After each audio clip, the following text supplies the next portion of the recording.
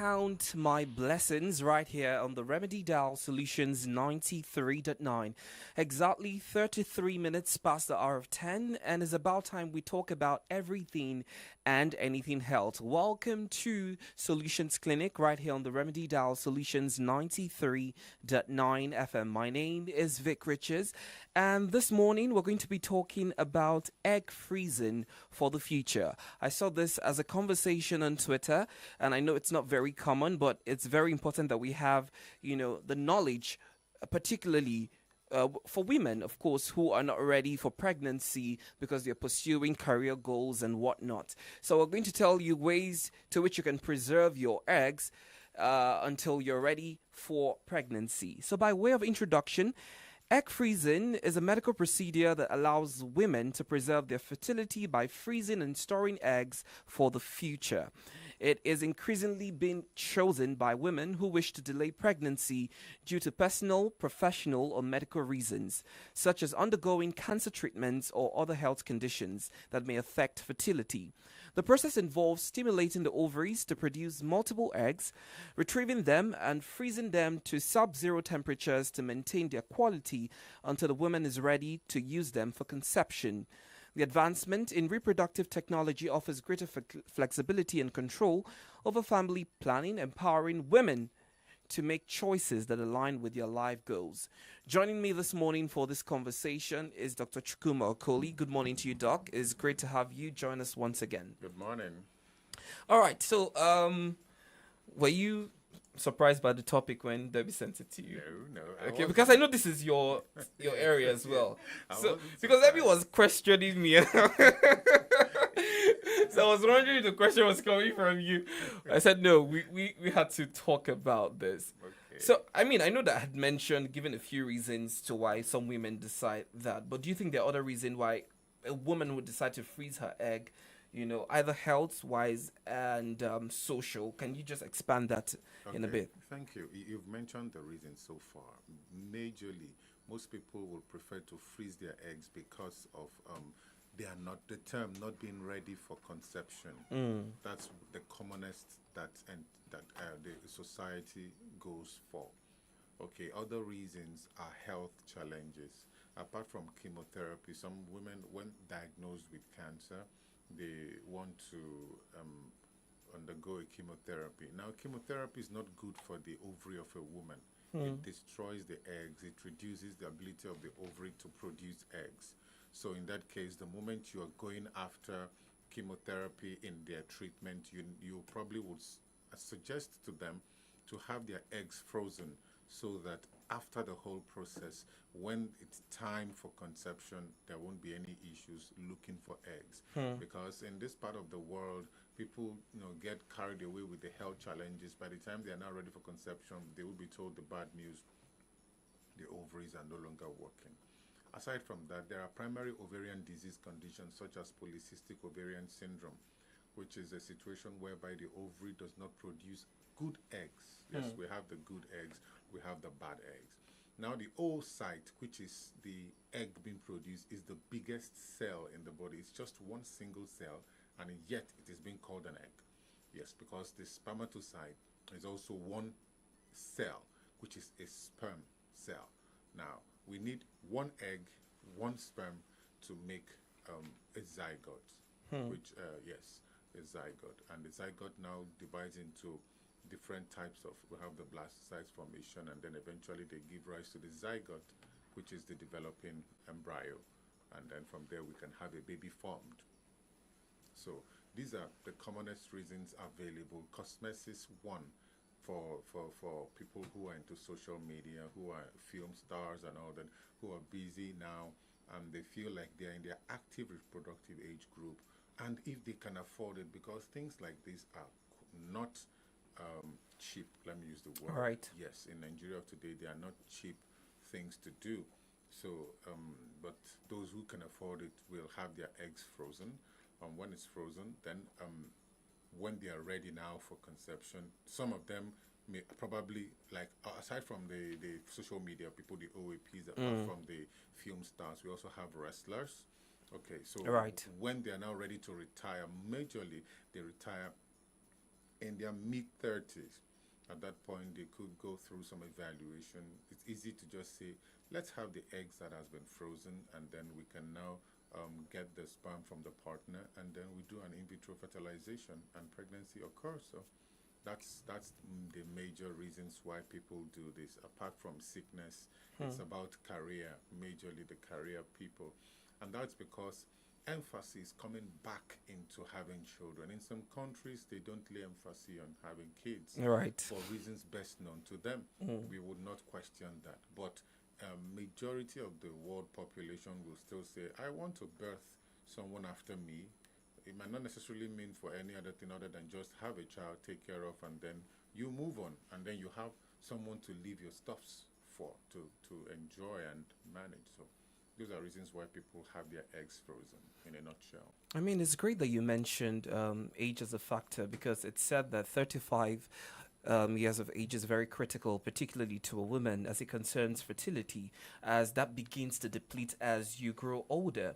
So, what is the age that is considered appropriate for egg freezing? Because you had mentioned they start resigning. For some of these, professionals will start resigning at the age of 35. It will mean that before you're getting to this age bracket, you must have frozen your eggs. Yes. So talk to us about, I think there are little or no awareness with regards to the age appropriation for that. Okay, once the eggs are available, once puberty is reached, then there is something called menarche. That's when the period commences.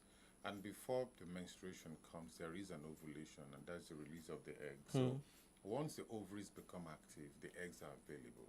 Now, what I would suggest is, like I said, they are not cheap procedures. They are not available to everybody because of the cost of not just freezing the eggs, even collecting the eggs is in millions. The procedure to collect the egg is in millions. That's just it. People need to After know. you've stored the egg, after it's been frozen, You will be paying to retrieve your own egg. you will pay for the storage. As a matter of fact, even the cryoprecipitation, the process of storing the egg, there are work is ongoing on how to do, because those eggs are dehydrated so that there will be no ice formation. Because if you just store the eggs, once there is ice will denature and destroy the egg. And then what's the process? So what's the need for it then? So you have to dehydrate the eggs and then freeze them in a way that there will be no ice formation, because ice is not needed. Now the process of this thing, it's not cheap. It's not cheap. It's not cheap. So at the end of the day, you have to know exactly what you want. What I will advise our Nigerian women of today is you can always take a break for everything you do. A lot of women would act, and then after some years, they take a break. You can call it whatever name, hiatus or whatever. Take a break, have your kids, bounce back, and move on. One of our foremost female film stars in the country, she's quite of age now. Her husband is a pilot. I'm sure you know the person I'm talking about. Said when she's ready, she will just pop up and then throw one movie, and you know it. It is the likes of Otedola and Dangote that will be the first people to see the movie. So I think it's just better that people should know exactly what they want, plan their lives. Now, if you think the reasons why I would push for the eggs to be frozen is if you are diagnosed of a sickness that will stand in the way of your ovaries being optimal.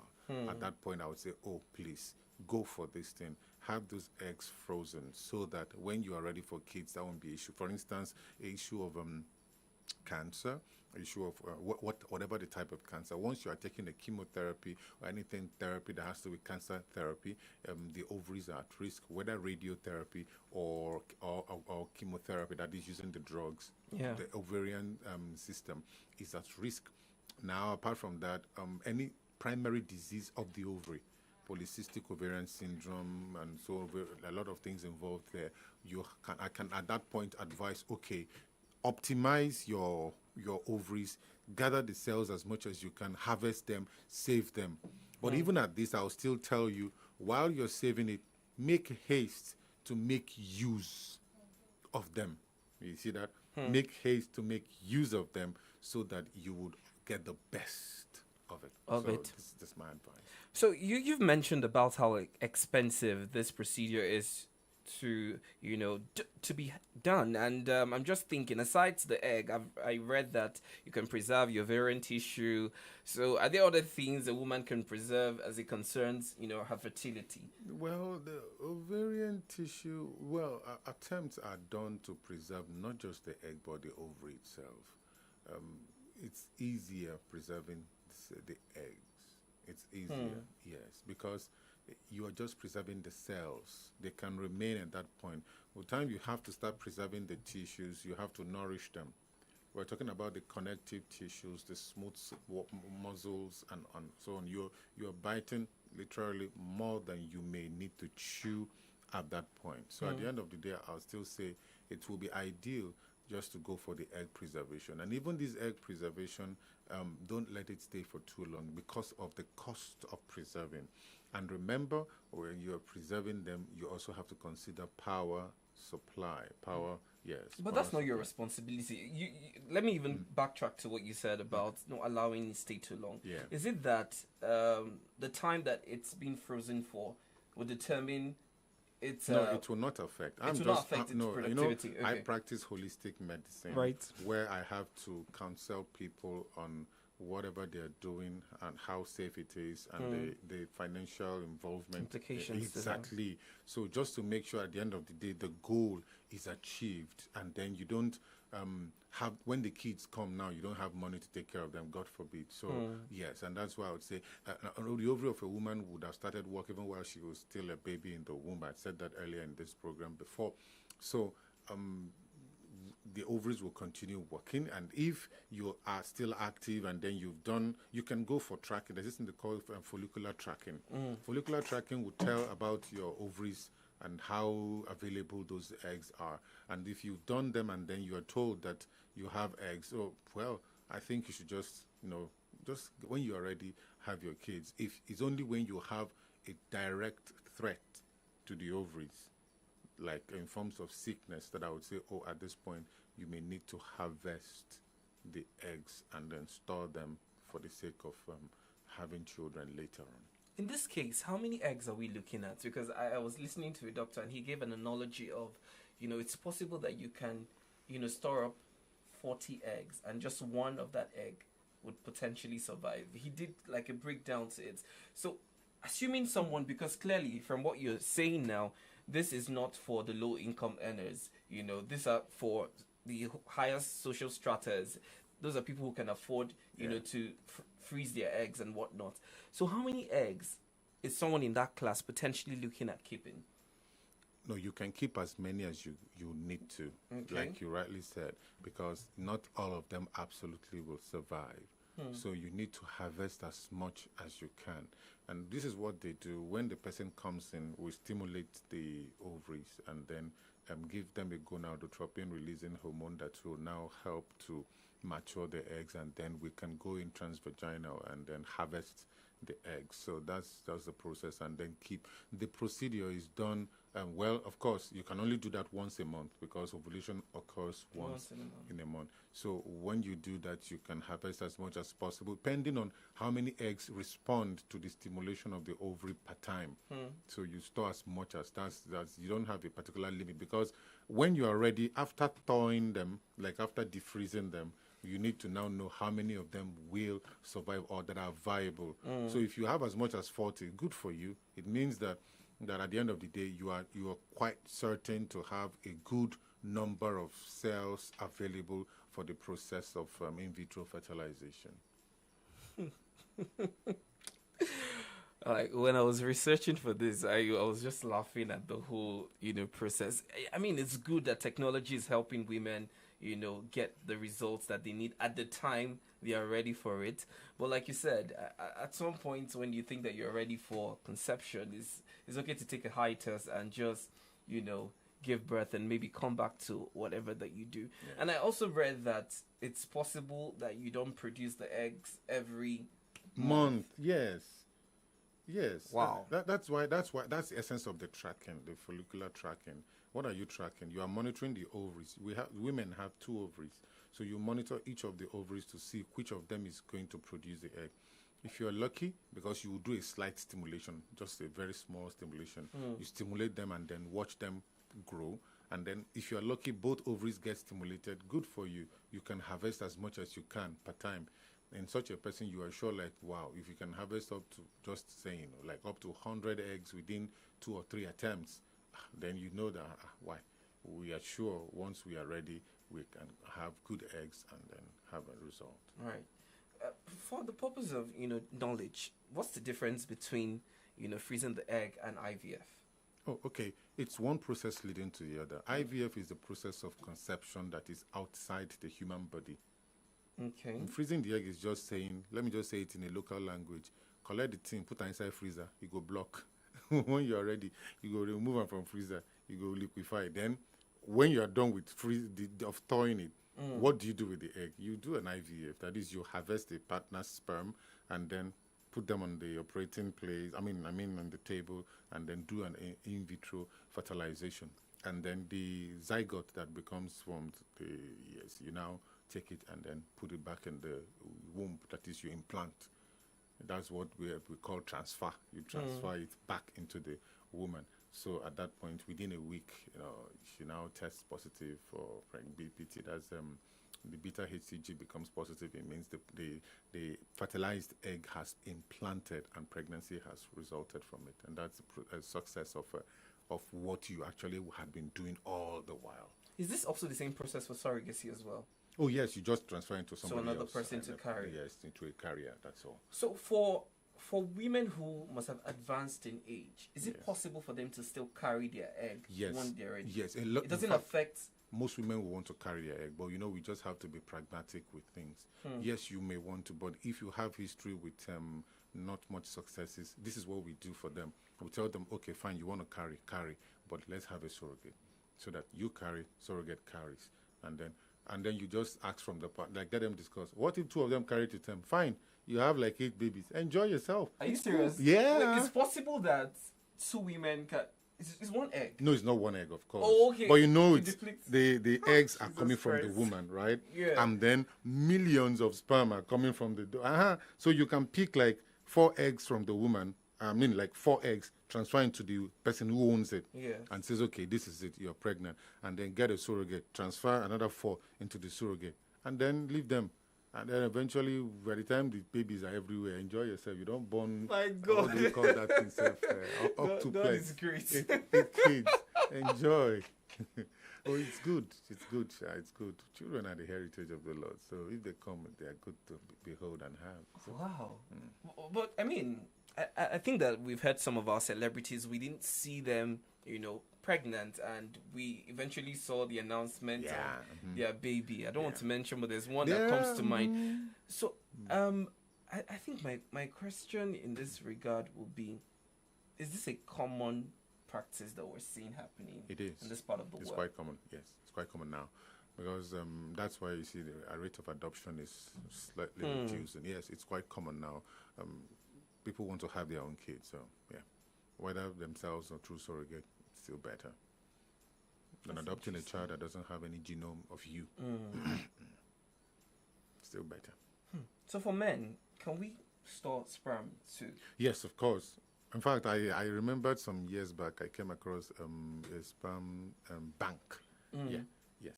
I can't remember the country it was, yes, but I came across a sperm bank. So in fact, the guy, like, as one of them, but he was willing to be drawn into the documentation.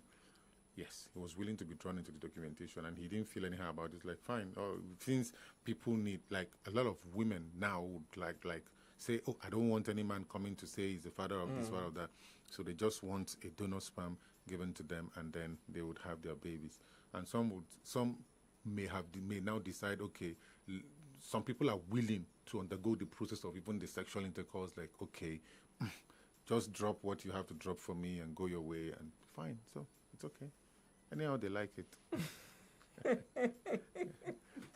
So speaking of the sperm, donation for men, someone had asked me when I was preparing for this program, if you can, as a person, decide to freeze your own. So you now decide to do your own storage yourself. Yeah. Can you do that? No, you can't. It has to be done. How is it preserved? For men, is that similar to the women? Yes, it's that the expensive. Same. Exactly. Yes, it's the same. It's the same. Wow. You just collect the sperms and then you freeze them in a special way. You freeze them so they remain that way, and then you keep them nourished even when frozen. You keep them nourished so that once you're done, you defrost or you thaw them and then utilize them. But for men, it doesn't have like the complication of not being functional for women, where you have like several eggs and maybe just one would eventually It's be the same. productive. It's the same. It's simple. It's just that in a man, one ejaculation, some men can have as much as 100 million sperm cells released. So men are more. In fact, it's not an issue because out of that 100 million, all you need is just one. So for every human you see, you tell him you made it out of more than 100 million strugglers who wants to enter that cell. Yeah, so it's easier. It's only the women, and that's why women should be treated with so much care, Right. because getting their eggs is not just easy, and you have some of them you might need to stimulate, work on them, spend money, buy this, give this drug, give that drug, give this, give that, just to stimulate the ovary to produce. That's it. But for a man, one ejaculation, 100 million cells don't dig ground, though. So But for a man, is there a reason to want to preserve the sperm? As you spoke about women who would have, medical issues. Is there a medical Yeah. issue that can arise for a man to want to yes, freeze his sperm? testicular cancer is one of them. Yes, and then any form of cancers that needs a chemotherapy or radiotherapy, and that's why we also always know that X-rays are not good for men because of the sperm. Oh. Yes, because of the testes. Wow. Why do you think the testicles are outside the body? The woman's ovary is inside of her, while the man's testicles are outside. Why are they outside? That's because the temperature needed to preserve the sperm cells is lower than the temperature needed for that of the ovaries. So the lower the temperature, the better for the sperm than that of the ovary. So any issue and that's why I don't suggest people to wear tight strapped clothes that keeps the testicles tight on the skin. The heat of the body can damage those testicles, can damage them. So we have to be aware of all this. So those are the conditions that anything Results, cancerous yeah. or anything that has to do with there is this condition that does with water accumulating around. I've forgotten the name now, but yes, it damages the sperm of men. So anybody who knows that, okay, he has a history of this, or it's running a family, or he's been diagnosed, at that point you quickly just do a sperm count, whatever, and then harvest as much as you can. And that is it. Fair enough. So I hear that women can also donate eggs for Yes, other. of course. Yes. How does that work? It's the same process. You just go for the transvaginal. But that's not your. Would that be carrying a DNA of the other person, the donor? Yes, now it's the DNA of the donor. Yes. Oh. It's the DNA of the donor. So, but would you say that's your child biologically? If you're donating, then you should take your eyes off. You donated. It's free will.